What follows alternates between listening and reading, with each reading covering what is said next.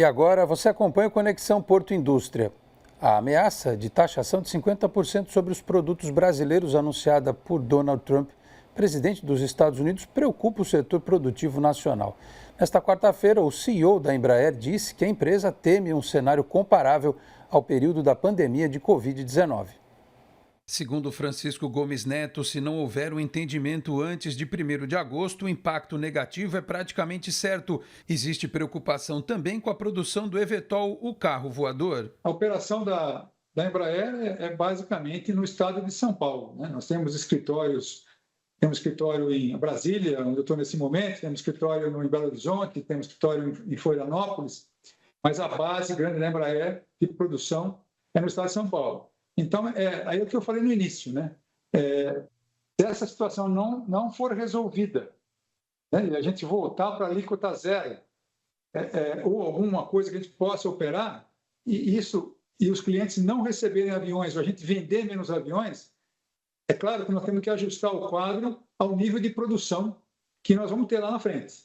Então, assim, eu indiquei o impacto da Covid como fazendo uma correlação, mas ainda é muito cedo para a gente definir o que pode acontecer nessas fábricas. O IVE ainda está numa fase muito preliminar, né? Então, assim, não dá nem para estimar nada do IVE. O IVE vai começar em 2027, então até lá tanta coisa que pode acontecer. Mas, assim, um impacto dessa alíquota, ele pode afetar todas as nossas fábricas, inclusive as fábricas fora do Brasil, né? E, como eu falei, inclusive os nossos fornecedores no Brasil e principalmente nos Estados Unidos. Segundo o CEO da Embraer, a companhia compra muitos insumos no próprio mercado dos Estados Unidos para a fabricação de aviões. Portanto, um eventual problema pode afetar também empresas norte-americanas. Vai afetar os funcionários não só no Brasil, mas também nos Estados Unidos. E mais do que isso, vai afetar funcionários dos nossos fornecedores nos Estados Unidos. Porque imagina que se a gente produzir menos aviões e vender menos aviões para os Estados Unidos, nós vamos comprar menos motores, menos aviônicas, menos válvulas. Vamos comprar todos os equipamentos americanos, menos. Significa que os fornecedores vão reduzir a produção também. Por isso que essa situação é um perde-perde. Ele reforça que, por enquanto, a produção segue normalmente, mas faz um apelo para que a situação seja resolvida o quanto antes. Não teve até agora nenhum cancelamento, nenhum pedido de adiamento de entregas nesse momento. Eu acho que é uma situação muito nova. Então, está todo mundo tentando entender esse processo e até, né, trabalhando para uma solução dentro do prazo, né? Muito bem, o que pode acontecer pela relevância desse imposto, dessa tarifa, clientes da aviação comercial, principalmente, não quererem receber os aviões, porque o valor é muito elevado, né? Isso impactaria o plano de negócio deles. E, obviamente, nós temos vários aviões na linha de montagem e nós temos que negociar com eles.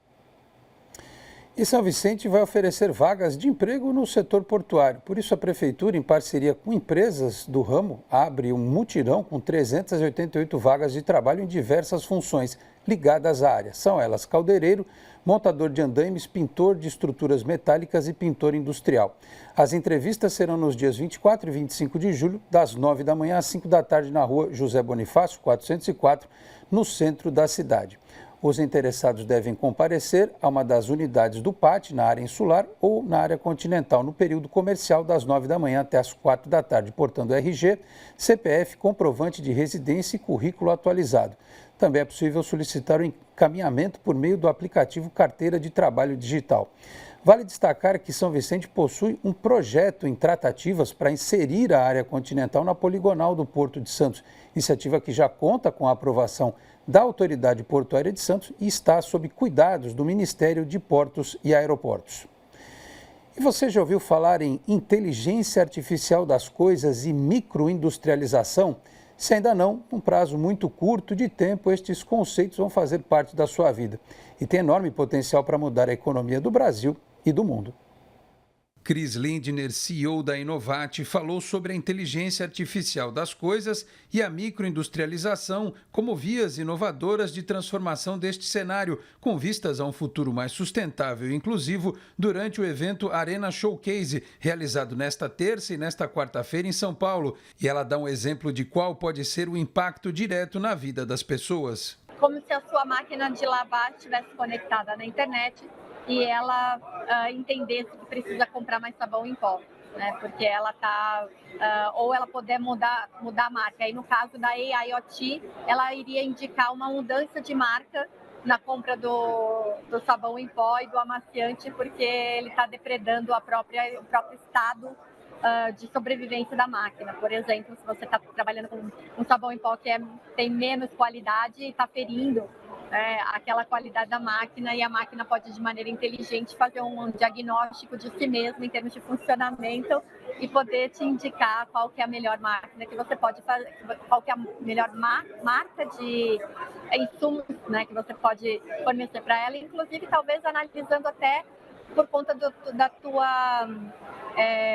quantidade de roupa que você costuma utilizar para lavar, o tipo de roupa, o tipo de tecido, o tipo de ciclo que você usa da máquina. Chris Lindner explica que o processo de microindustrialização, com o apoio da inteligência artificial das coisas, pode criar uma nova modalidade de negócios. Seriam fábricas de uma produção mais comedida, mais microprodução, que pode ser estabelecida em uma bancada de 1 metro ou 3x3, né? Enfim, e fazer com automação com AIoT, automação robótica, né? Impressão 3D. Nós podemos combinar essas tecnologias e fazer com que a pessoa instale um kit dessa microfábrica em casa, fabrique as peças dessa microfábrica, instale as aplicações, seja com laptop, né, instale esses robôs e em casa tenha uma linha de produção caseira, ou como a gente poderia não falar caseira, a gente, no caso da indústria, a gente chama de manufatura, né, e seria uma manufatura. Então, poderia ser uma indústria que ela, em termos de logística, ela já conecta o ponto de venda com o ponto de fábrica. E ela finaliza destacando o possível impacto na economia do Brasil. O Brasil se torna um país de serviços e um país extremamente capilarizado. Nós temos 99% das empresas da nossa malha empresarial como microempresa, né? E nesse cenário, com até a população mais criativa do mundo, reconhecidamente falando, né? Isso internacionalmente falando, o Brasil é reconhecido como um povo criativo.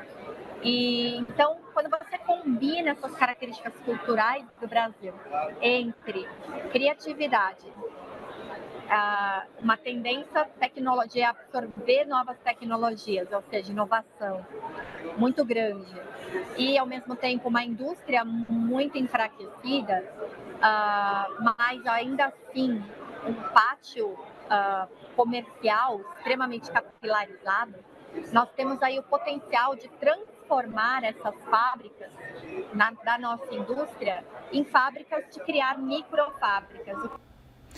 E o Conexão Porto Indústria volta amanhã um pouco mais cedo, às 5:50 da tarde, em razão da transmissão do jogo entre Fluminense e Cruzeiro pelo Campeonato Brasileiro aqui na Record.